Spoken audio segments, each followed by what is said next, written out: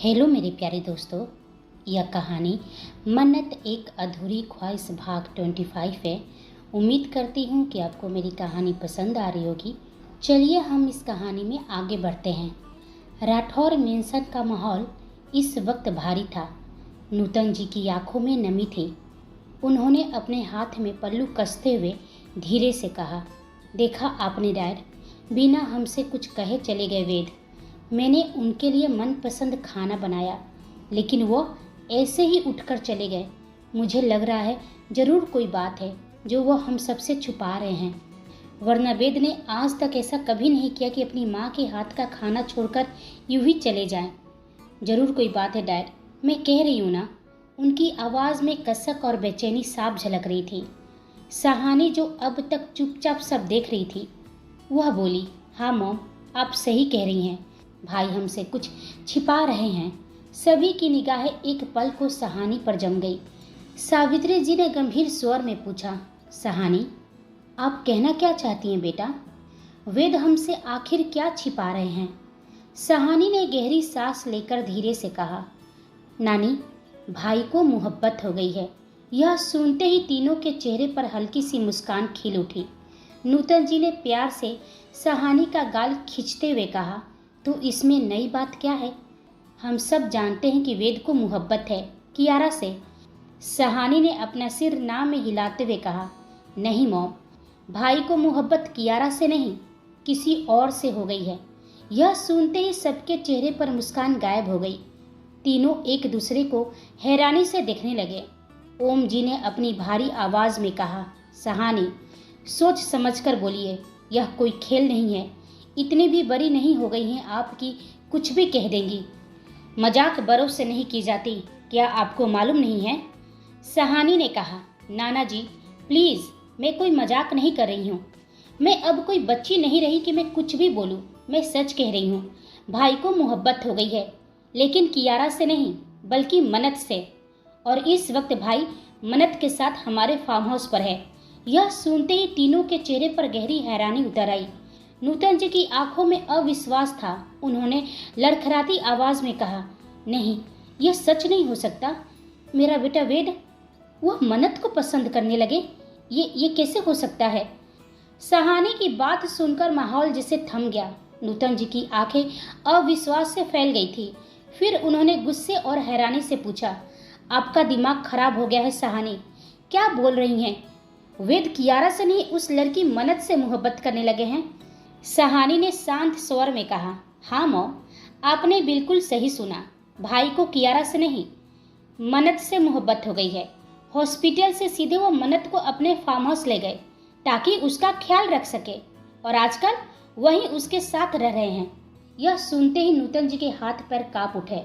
उन्होंने अपना सिर पकड़ लिया और वहीं सोफे पर बैठ गई। हे भगवान, ये आप क्या कह रही हैं सहानी? मेरा वेद, मेरा बच्चा ऐसा नहीं कर सकता। उनकी कियारा से मंगनी हो चुकी है, उनकी ही मर्जी से। वह तो कियारा से मोहब्बत करते थे, और वो लड़की मन्नत से तो उनको नफरत थी। और अब आप कह रही हो कि उन्हें वो लड़की पसंद आ गई है? नहीं, ये कभी सच नहीं हो सकता। हमारा वेद ऐसा कभी नहीं कर सकते। जरूर जरूर उस लड़की ने कोई चाल चली होगी। उसने मजबूर किया होगा मेरे बेटे को। उनकी आंखों से आंसू छलक पड़े। नूतन जी घबरा गई। उनकी आवाज कांप रही थी। वह लगभग चिल्ला पड़ी, डैड, डैड, मैं कह रही हूँ ना, जब से वो लड़की लौटी है, जरूर मेरे बेटे पर किसी तरह का काला जादू किया होगा। मुझे वो लड़की बिल्कुल पसंद नहीं है। डैड, आप कुछ कीजिए। आप राजवीर भाई साहब से बात कीजिए। जल्द से जल्द हमें वेद और कियारा की शादी कर देनी चाहिए। हम वैसे भी बहुत लेट कर चुके हैं। उनके चेहरे पर गुस्से और डर का अजीब सा मिश्रण था। ओम जी ने हाथ उठाकर उन्हें शांत करने की कोशिश की। बेटा, आप शांत रहो। कोई भी फैसला इतनी जल्दबाजी में नहीं किया जा सकता। जब तक हम वेद से इस बारे में साफ साफ बात नहीं कर लेते, हम कुछ भी तय नहीं करेंगे। हमें अपने बच्चों पर भरोसा करना चाहिए, और हम अच्छी तरह से जानते हैं अपने वेद को। वह बिना सोचे समझे कोई काम नहीं करते। जरूर इसके पीछे कोई वजह होगी जिसे सहानी ने मोहब्बत समझ लिया है। सहानी ने अपनी आंखें गोल की और मन ही मन बुदबुदाई, वाह, कितना भरोसा ही इन्हें भाई पर। लेकिन इन्हें जरा भी अंदाज नहीं कि भाई को सच में मन्नत से मोहब्बत हो गई है। अब तो वो किसी भी हालत में कियारा से शादी नहीं करेंगे। लेकिन कियारा, वो भी कहाँ अब पीछे हटने वाली है। वो कुछ ऐसा जरूर करेगी कि भाई को अपना फैसला बदलना ही पड़ेगा और उन्हें मन्नत से दूर जाना ही पड़ेगा। वहीं नूतन जी का हाल बेकाबू होने लगा। उनका चेहरा पीला पड़ गया, हाथ पैर कांपने लगे। हे भगवान, ये सब मैं बर्दाश्त नहीं कर सकती। मेरा बेटा अपनी मर्जी से सगाई करने के बाद किसी और को पसंद करने लगे। नहीं, मैं ये नहीं सह सकती। इतना कहते ही उनका सीना जोर जोर से उठने लगा, सांसें तेज हो गई और अचानक वह वहीं सोफे पर बेहोश होकर गिर पड़ी। मॉम, सहानी घबराकर चिल्लाई। ओम जी तुरंत आगे बढ़े और उनका सिर अपनी गोद में रख लिए। जल्दी डॉक्टर को बुलाइए, ओम जी गरजते हुए बोले। पूरा राठौर मेंशन एक बार फिर अफरा तफरी और बेचैनी में डूब गया। वहीं दूसरी ओर वेदांश मन्नत को अपने साथ एक बड़े से ब्रांडेड स्टोर में ले आया। वेदांश ने उसकी तरफ प्यार से देखते हुए कहा, जान, मैं यहीं हूँ, आप अपने लिए पहले कुछ देख लीजिए, और हाँ, लेने से पहले बिल्कुल भी मत सोचिएगा। मन्नत ने झिझकते हुए सिर हिलाया। वह किसी महंगी ड्रेस की ओर नहीं बढ़ी, बल्कि सीधा उस सेक्शन में चली गई जहां सादी और सिंपल ड्रेसेस टंगी थी। उसकी नज़र एक हल्के रंग की सस्ती सी लेकिन बेहद खूबसूरत ड्रेस पर टिक गई। वह ड्रेस एक सिंपल सा सलवार सूट था। थोड़ी देर बाद मन्नत वही ड्रेस पहनकर बाहर आई। सादा सा लिबास, बिना किसी भारी भरकम डिजाइन के। लेकिन जैसे वह ट्रायल रूम से बाहर निकली, वेदांश की नज़र उस पर अटक गई। उसकी आंखें एक पल को ठहर सी गई। मन्नत साधारण कपड़ों में भी असाधारण खूबसूरत लग रही थी। हालांकि वेदांश की पसंद हमेशा अलग रही है, हमेशा कुछ हाई क्लास, हमेशा कुछ रॉयल। अगर आज उसे मन्नत से मोहब्बत ना होती तो बेशक यही ड्रेस कियारा पहनकर उसके सामने आती तो शायद वो एक नज़र उस पर डालता भी नहीं। और आज मन्नत को देखकर उसका दिल कह रहा है कि मोहब्बत सच में इंसान की पसंद बदल देती है, या शायद मोहब्बत में महबूब की पसंद ही इंसान की पसंद बन जाती है। मन्नत उसकी नज़रों में छिपी गहराई को समझ नहीं पाई। वह हल्की मुस्कान के साथ पूछी, ये ड्रेस ठीक है ना? मुझे तो कंफर्टेबल लगी। वेदांश ने अपने ठहरे हुए स्वर में कहा, परफेक्ट। उसकी आंखों में एक चमक थी जो शब्दों से कहीं ज़्यादा कह रही थी।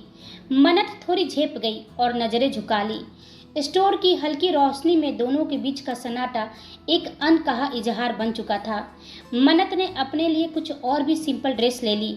खरीदारी खत्म कर दोनों मॉल से बाहर निकले। वेदांश गाड़ी की ड्राइविंग सीट पर बैठ गया और मन्नत चुपचाप पास वाली सीट पर। सड़क पर गाड़ी दौड़ रही थी, लेकिन कार के भीतर एक अजीब सी खामोशी पसरी हुई थी। मन्नत की नज़रें खिड़की से बाहर टिकी थी।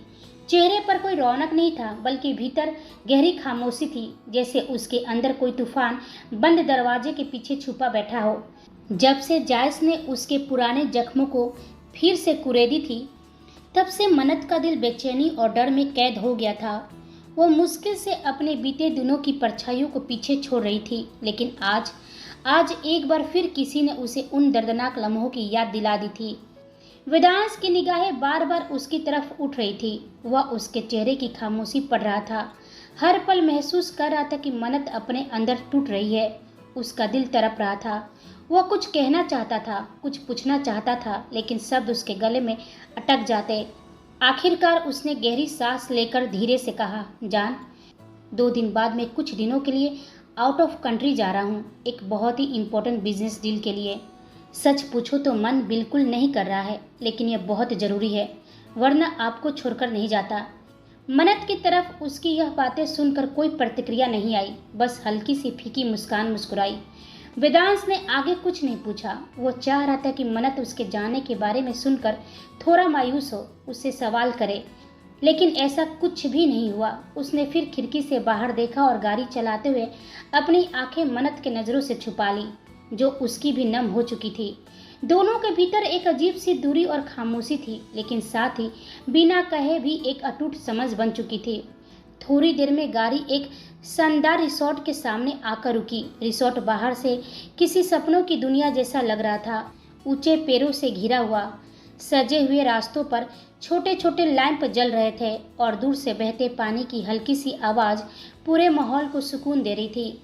वेदांश ने कार का दरवाज़ा खोला और मन्नत की तरफ हाथ बढ़ाया। मन्नत ने झिझकते हुए उसका हाथ थामा। उसकी हथेलियां हल्की सी कांप रही थी, लेकिन वेदांश की पकड़ में एक अजीब सा सुकून था। वह उसे रिसोर्ट के अंदर ले गया। अंदर का माहौल पूरी तरह खाली था। बस कुछ अटेंडर खड़े थे जो उनके लिए सब पहले से तैयार कर चुके थे। वेदांश उसे सीधे उस हिस्से में ले गया जहां उसने डिनर प्लान किया था। खुला आसमान, ऊपर टिमटिमाते तारे, नीचे खूबसूरत लाइटिंग से जगमगाती जगह। टेबल पर सफेद गुलाबों और कैंडल से सजाया गया था। चारों ओर हल्की सी सुनहरी रोशनी बिखरी थी जो हवा के झोंके के साथ झूम रही थी। पत्तियों से गुजरती हवा में हल्की सी खुशबू थी, मानो पूरा माहौल मोहब्बत का पैगाम दे रहा हो।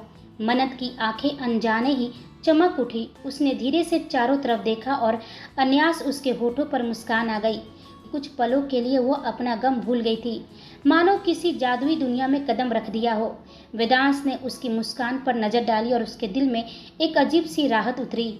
वह सोचने लगा, अगर मैं आपको हमेशा ऐसे ही हंसते मुस्कुराते देख सकूं, तो शायद यही मेरी सबसे बड़ी जीत होगी। मन्नत हल्की सी झिझक के साथ बोली, इसकी क्या जरूरत थी मिस्टर राठौर? हम तो सिर्फ डिनर करने आए थे ना। वह तो कहीं भी हो सकता था। इतनी तैयारी क्यों? वेदांश ने उसकी हथेलियों को अपने हाथों में कैद कर लिया। उसकी गहरी आंखें मन्नत के चेहरे पर टिकी थी। वह धीमे स्वर में बोला, आप बहुत खास हैं जान, और खास के लिए हमेशा सब कुछ खास होना चाहिए। और रही मेहनत की बात, तो आपके लिए कुछ भी मेहनत नहीं, यह तो बस खुशी है। वह मुस्कुराया और उसकी हथेलियों को थामे आगे बढ़ा। जैसे जैसे वह दोनों कदम बढ़ा रहे थे, सामने का नज़ारा और भी रोमांटिक होता जा रहा था। चारों ओर हल्की सुनहरी लाइटें झूमर की तरह टिमटिमा रही थी। फूलों की हल्की हल्की खुशबू हवा में घुल रही थी।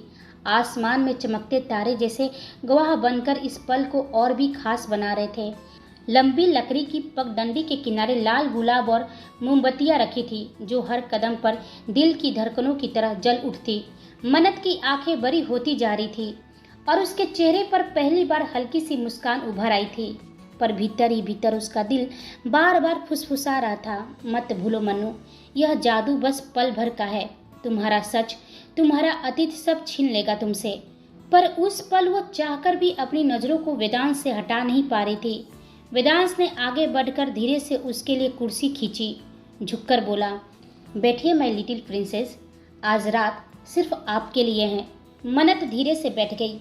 उसके बैठते ही हल्की ठंडी हवा ने उसके चेहरे को छुआ और पास रखे गुलाब की पंखुड़ियां हवा में उड़कर उसकी गोद में गिर गई।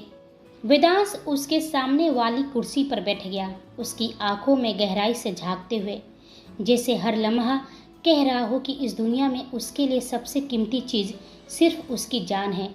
डिनर के बाद वेदांश ने मुस्कुराते हुए कहा, अब आपको यहाँ की सबसे खूबसूरत जगह पर ले चलता हूँ, लेकिन उससे पहले आपको अपनी आंखें बंद करनी होगी। मिस्टर राठौर, हमें अब घर चलना चाहिए, बहुत रात हो चुकी है। वेदांश के चेहरे पर हल्की मायूसी उतर आई। वह धीरे से बोला, क्या जान, आज रात मैं इस पल को बहुत खूबसूरत बनाना चाहता हूँ। प्लीज़ थोड़ी देर और, उसके बाद हम घर चलेंगे। लेकिन अभी मेरा सरप्राइज़ ख़त्म नहीं हुआ है। मन्नत के चेहरे पर अनजाना सा भाव था, पर उसने चुपचाप अपनी आंखें बंद कर ली। वेदांश ने अपने दोनों हथेलियों को उसकी आंखों पर रखकर धीरे धीरे कदम बढ़ाना शुरू किया। उसकी पकड़ में एक सुकून था। कुछ ही कदमों के बाद वह एक जगह रुक गए। वेदांश ने उसकी आंखों से अपनी हथेली हटाई। मन्नत की पलकें खुली और उसका दिल जैसे थम सा गया। चारों तरफ जुगनू टिमटिमा रहे थे। हरियाली के बीच हल्की हल्की रोशनी, जैसे आसमान से तारों की बौछार जमीन पर उतर आई हो। हर छोटा जुगनू मानो उनके हर एहसास, हर प्यार का उजाला बिखेर रहा था। मन्नत की आंखों में चमक आ गई, चेहरे पर एक गहरी मुस्कान थी। वो मासूम हंसी जैसे बरसों के बाद उसके होठों पर आई हो। उसने सब कुछ भूलकर बच्ची की तरह खिलखिलाते हुए कहा, मिस्टर राठौर, यह सच में कितना खूबसूरत है। वह जुगनुओं के बीच दौड़ने लगी। उसके दुपट्टे का सिरा हवा में लहराया, उसके बाल चेहरे पर आए। वेदांश अपने दोनों हाथ पॉकेट में डाले हल्की मुस्कान के साथ उसे देखता रहा। उसके चेहरे पर भी सुकून उतर आया था। मन ही मन उसने कहा, जान, मैं जानता हूँ आप बहुत दर्द से गुजरी हैं। आप अपने दिल में बहुत दर्द, बहुत डर, बहुत घाव छुपाए हैं, लेकिन वादा करता हूँ मैं आपके हर दर्द का मरहम बनूंगा। मैं आपको वो सब कुछ भूलने पर मजबूर कर दूंगा जो आपको तकलीफ देता है। हमारी ज़िंदगी इन जुगनुओं की तरह हमेशा चमकती रहेगी, कभी अंधेरा नहीं होगा। ये वादा है एक किंग का अपने क्वीन से।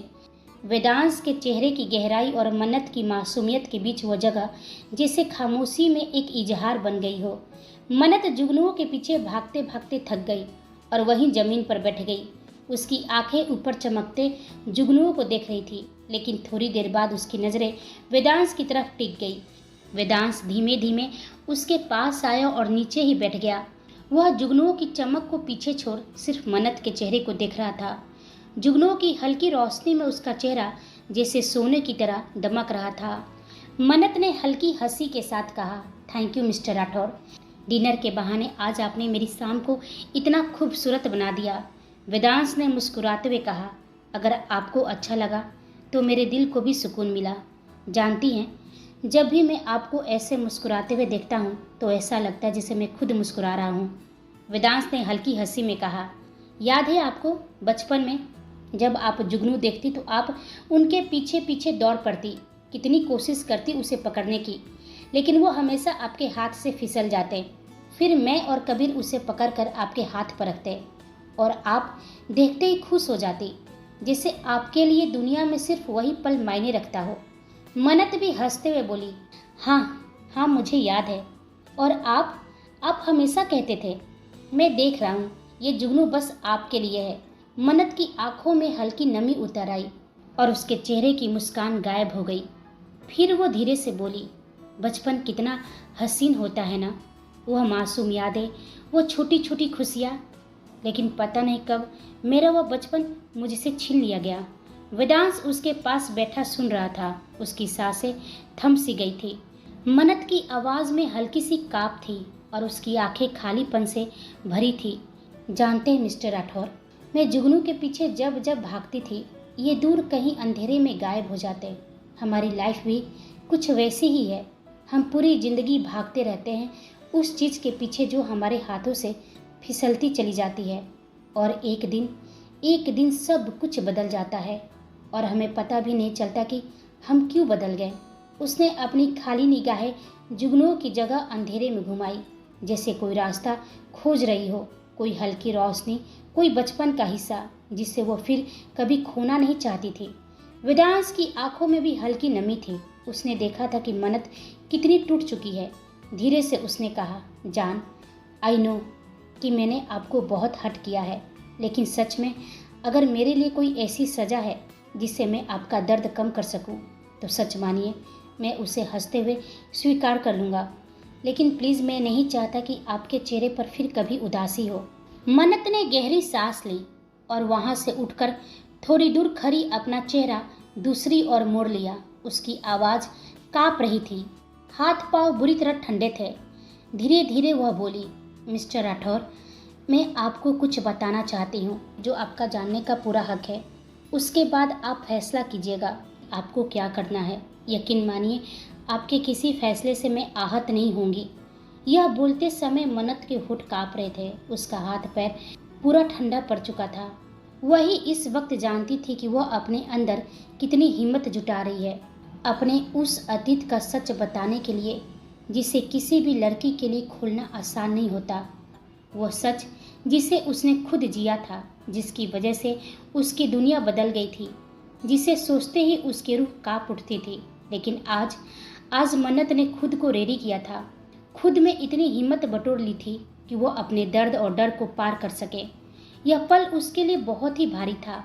हर सांस, हर धड़कन, हर कांपती निगाह उसकी पूरी दुनिया का एक हिस्सा बयान करी थी। मन्नत बहुत कोशिश करी थी बोलने की, उसका पूरा शरीर ही काँप रहा था। उसके होठ कुछ कहना चाहते थे लेकिन गला जैसे किसी ने जकड़ लिया था। पीछे खड़ा वेदांश उसकी हर खामोशी, हर दर्द, हर डर को महसूस कर रहा था। उसका दिल जानता था कि मन्नत जो भी बताना चाह रही है उसके लिए वो कितनी हिम्मत जुटा रही है, और वह अब और नहीं देख पाया। अचानक ही उसने पीछे से मन्नत को अपने सीने से चिपका लिया। उसकी दोनों हथेलियां अपने हाथों में भरकर धीरे से उसके कंधे पर ठुड्डी टिका दी। वेदांश की आवाज़ बिल्कुल धीमी और कांपती हुई थी, जान, मुझे कुछ भी नहीं जानना है, सच में कुछ भी नहीं। प्लीज़ खुद को तकलीफ़ मत दीजिए। मन्नत ने कसकर अपनी आंखें बंद कर ली। उसकी पलकों के नीचे से आंसू लुढ़कते हुए वेदांश की हथेलियों पर गिर पड़े। जैसे ही वेदांश को उन आंसुओं की गर्मी महसूस हुई, उसका दिल दहल उठा। वो झट से मन्नत को आगे करते हुए और कसकर अपने सीने में चिपका लिया। उसकी आवाज़ थोड़ी सख्त हो गई। मुझे नहीं जानना है जान। वहाँ खामोशी फैल गई। मन्नत का सिर वेदांश के सीने में छिपा था और वेदांश की हथेलियाँ उसके सिर पर। दोनों की सांसें एक दूसरे में घुल चुकी थी। मन्नत की आवाज़ टूटती हुई और कांपती सी निकली, जैसे गले में अटक गई हो। प्लीज़ प्लीज़ मिस्टर राठौर, मुझे कहने दीजिए। आपको सच जानने का पूरा हक है। उसकी हथेलियाँ ठंडी पड़ चुकी थी। उंगलियां हल्के हल्के काँप रही थी। उसके होठों पर शब्द थे, लेकिन आंखों में डर और दर्द भी। वेदांश ने भी उसी धीमी मगर गहरी आवाज़ में कहा, नहीं, नहीं जानना है मुझे वो सच। मेरे लिए यही सच काफ़ी है कि आप इस वक्त मेरे पास हो, मेरी बाहों में हो। उसने उसकी ठंडी हथेलियों को कसकर थाम लिया। उसकी आंखों में पहली बार झलक रही थी एक बेबसी, एक याचना। प्लीज़ जान, मैं इस पल को जीना चाहता हूँ, आपकी हर सांस को, आपकी हर धड़कन को। यही मेरा सच है। इससे बड़ा कोई सच मेरे लिए हो ही नहीं सकता है। मन्नत ने उसे देखा। उसकी आंखें छलक गई। वेदांश ने धीमे से मन्नत के सिर को अपने हाथों से सहलाते हुए मन ही मन बोला, जान, आपका सच जिसे बताने में आपको इतनी तकलीफ हो रही है, वो कभी आपके लिए सज़ा नहीं बनेगा। आपके साथ क्या हुआ हुआ मैं अपने तरीके से मालूम कर लूँगा। जिसने भी आपको चोट पहुँचाई है, मैं उसे ढूंढ लूँगा। और अगर किसी ने आपके साथ गलत किया है, उसकी सज़ा ऐसी होगी कि मौत भी उसे देखकर थर्रा उठेगी। वेदांश के शब्दों में गुस्से की गर्माहट और आंखों में ठहर गया एक कसक झलक रही थी। उसने मन्नत को अपनी बाहों में और कसकर बांध लिया, मानो उसकी गर्माहट से उसके सारे डर पिघल जाए। कुछ ऐसा ही हाल शेखावत मेंशन में भी था। कमरे में नया नया एहसास घुल रहा था। पंखुरी अभी भी बेड पर बैठी थी। उसके होठ काँप रहे थे, जैसे अभी अभी कबीर की छुअन वहाँ से हटी हो, लेकिन गर्माहट अब भी बाकी रह गई हो। दिल इतनी तेजी से धड़क रहा था कि मानो बाहर निकल जाएगा। वो खुद से बुदबुदाई, मिसेस कबीर शेखावत, ये क्या कह दिया उन्होंने? सच में? क्या मैं अब सच में उनकी? उसके गाल लाल हो उठे। वो अपनी उंगलियों से होठों को छूकर देखने लगी, मानो अभी भी वहाँ कबीर की गर्माहट बसी हुई हो। वो खुद को समझाने की कोशिश करती रही, नहीं, मुझे ऐसा नहीं सोचना चाहिए। मैं अभी पूरी तरह से ठीक भी नहीं हुई हूँ, लेकिन मेरा दिल तो कुछ और ही चाह रहा है। पर उसका दिल उसकी बात मान ही नहीं रहा था। बार बार वही लम्हा उसके जहन में घूम रहा था। कबीर की गहरी नजरें, उसकी बाहों की गर्माहट और वो लंबी मदहोश कर देने वाली किस। पंखुरी ने पलकों को कसकर भींच लिया। सांसें तेज हो गई। सीने में अजीब सी कसक और बेचैनी भर गई। उसने तकियों को कसकर सीने से लगा लिया, जैसे कबीर की मौजूदगी को वही महसूस कर रही हो। आंखों में हल्की नमी उतर आई थी। धीरे से फुसफुसाई, कबीर, आप मुझे इतना बदले बदले क्यों लग रहे हैं? ये मेरे साथ क्या हो रहा है? ये कोई सपना तो नहीं? यदि सपना है तो मैं जागना नहीं चाहती। बाथरूम से शावर की आवाज़ आ रही थी और कमरे में पंखुरी का दिल बार बार सिर्फ कबीर का नाम पुकारा था। वहीं कबीर वॉशरूम से बाहर आया, बाल भींगे हुए। पानी की बूंदें अभी भी उसके चौड़े कंधों और गर्दन से फिसल रही थी। सिर्फ सफ़ेद शर्ट पहने हुए जो भीगकर उसके शरीर से चिपक गई थी। पंखुरी की नज़र अन्यासी उस पर टिक गई और अगले ही पल उसने जल्दी से पलकों को झुका लिया। दिल की धड़कन और भी तेज हो गई। कबीर उसके पास आया और धीरे से बोला, इतनी खामोशी क्यों है कमरे में? तुम कुछ सोच रही हो क्या? पंखुरी सकपका गई। ना ना, नहीं तो बस ऐसे ही। कबीर उसके पास बैठ गया। उसके करीब आते ही पंखुरी की सांसें उलझने लगी। कबीर ने उसकी ठुड्डी को अपनी उंगलियों से ऊपर उठाया और गहरी नज़रों से उसे देखने लगा। झूठ मत बोलो वाइफी, तुम्हारी आंखें सच कह रही है। तुम्हें भी वही महसूस हुआ जो मुझे हुआ। पंखुरी कांपते स्वर में बोली, क्या क्या क्या क्या कह रहे हैं आप? कबीर झुक गया। उसकी आवाज़ बेहद धीमी और मदहोश कर देने वाली थी। यही कि तुम सिर्फ मेरी हो, मिसेस कबीर शेखावत। पंखुरी की आंखें नम हो गई। वह बोल तो नहीं पाई, लेकिन उसका चेहरा कबीर के सीने पर टिक गया। कबीर ने उसकी कमर को अपनी बाहों में भर लिया। कमरे में सिर्फ दोनों की तेज सांसें और दिल की धड़कनों की आवाज़ गूंज रही थी। कबीर ने कान के पास झुककर फुसफुसाया, अब मैं तुम्हें कभी खुद से दूर नहीं जाने दूंगा वाइफी। इधर तभी अचानक वेदांश का मोबाइल जोर से बज उठा। वह मन्नत को अपने सीने से अलग करने पर मजबूर हुआ। फोन उठाया तो स्क्रीन पर नूतन जी का नंबर चमक रहा था। एक पल के लिए वेदांश की नज़र मोबाइल पर टिक गई। उसके चेहरे का एक्सप्रेशन अचानक बदल गया। वो झट से फ़ोन उठाकर बात करने लगा। फ़ोन रखते ही उसने गंभीर आवाज़ में कहा, जान, हमें अभी जाना होगा। मॉम की तबीयत अचानक खराब हो गई है। मैं आपको पहले फार्म हाउस छोड़ देता हूँ। मन्नत की आंखों में चिंता झलक गई। थोड़ी हिचकिचाहट के साथ पूछी, क्या हुआ है आंटी को? वो ठीक तो है ना? वेदांश ने जल्दी से कहा, नहीं मालूम, चलिए हमें चलना चाहिए। वेदांश मन्नत को फार्म हाउस छोड़कर सीधे राठौर मेंशन की ओर चला गया। डॉक्टर वहां पहुंचकर नूतन जी का चेकअप कर रहे थे। जैसे ही वेदांश वहां पहुंचा, सहानी दौड़ते हुई उसके सीने से लग गई और रोने लगी। वेदांश ने उसके सिर पर हाथ रखकर उसे शांत किया। फिर डॉक्टर से पूछा, क्या हुआ है डॉक्टर मॉम को? डॉक्टर ने गंभीर स्वर में कहा, इनका बीपी लो हो गया था। लगता है वो किसी बात के स्ट्रेस में थी या अपने हेल्थ का खास ख्याल नहीं रख रही थी। Now she is fine. Vedansh की आंखों में हल्की शर्मिंदगी झलक गई। मैं भी मॉम का ध्यान नहीं रख पा रहा हूँ डॉक्टर, लेकिन अगली बार ऐसा मौका नहीं आएगा। डॉक्टर ने जवाब दिया, हमने उन्हें नींद का इंजेक्शन दिया है, अब उन्हें आराम करने दीजिए। और वहाँ से चले गए। वेदांश नूतन जी के कमरे में गया। धीरे से उनके हाथ को अपने हाथ में भरते हुए बोला, क्या आप अपना ख्याल भी नहीं रख सकती मॉम? आपको मालूम है ना, मैं आपको ऐसे नहीं देख सकता हूँ। ओम जी और सावित्री जी बहुत कुछ पूछना चाहते थे वेदांश से, लेकिन वक्त सही नहीं था, इसलिए चुप रहना ही बेहतर समझे। सहानी थोड़ी गुस्से में बोली, भाई, आपको मॉम का जरा भी फिक्र नहीं है? मॉम ने आपकी पसंद का इतना अच्छा खाना बनाया था, लेकिन आप बिना खाए उनसे मिले ही चले गए। इतना भी क्या इम्पोर्टेंट काम था? वेदांश ने एक पल के लिए उसे देखा, फिर गंभीर स्वर में बोला, सहानी, अब आप जाइए, यहाँ से सो जाइए, रात काफ़ी हो चुकी है, मैं मॉम के पास ही रहूँगा। सहानी ने कुछ और पूछना चाहा, लेकिन वेदांश की आंखें ही काफ़ी थी उसे समझाने के लिए। वो समझ गई और फिर चुपचाप कमरे में चली गई। वेदांश पूरी रात नूतन जी का हाथ थामे बैठा रहा। उसके दिल में इस बात का गिल्ट भी था कि उसकी वजह से उसकी मॉम की तबीयत खराब हो गई है। वहीं दूसरी ओर आयुष बार बार मन्नत को कॉल कर रहा था, पर मन्नत फ़ोन नहीं उठा रही थी। कॉल फेल होते होते उसकी घबराहट और गुस्सा दोनों बढ़ रहे थे। टेबल पर फ़ोन पटकते हुए उसने गहरी सांस ली और दांतों में उग्रता छिपाते हुए बोला, ये वेदांश राठौर आखिर मन्नत को कहाँ लेकर चला गया? मैंने सोचा था कि नया फाइनेंसर बनकर उनका भरोसा जीतकर आलिया के बारे में कुछ पता लगाऊंगा, पर हर बार यह वेदांश मेरे रास्ते में खड़ा हो जाता है। कमीना एक नंबर का है। खुद की मंगेतर होने के बावजूद भी मन्नत के पीछे पड़ा रहता है, और उसकी मंगेतर इतनी चुप क्यों बैठी है? क्या वो अपने मंगेतर को कंट्रोल में रखने में नाकाम है? आयुष का चेहरा लाल हो गया था। मुझे कहीं से भी किंग के बारे में कोई सुराग मिलना चाहिए।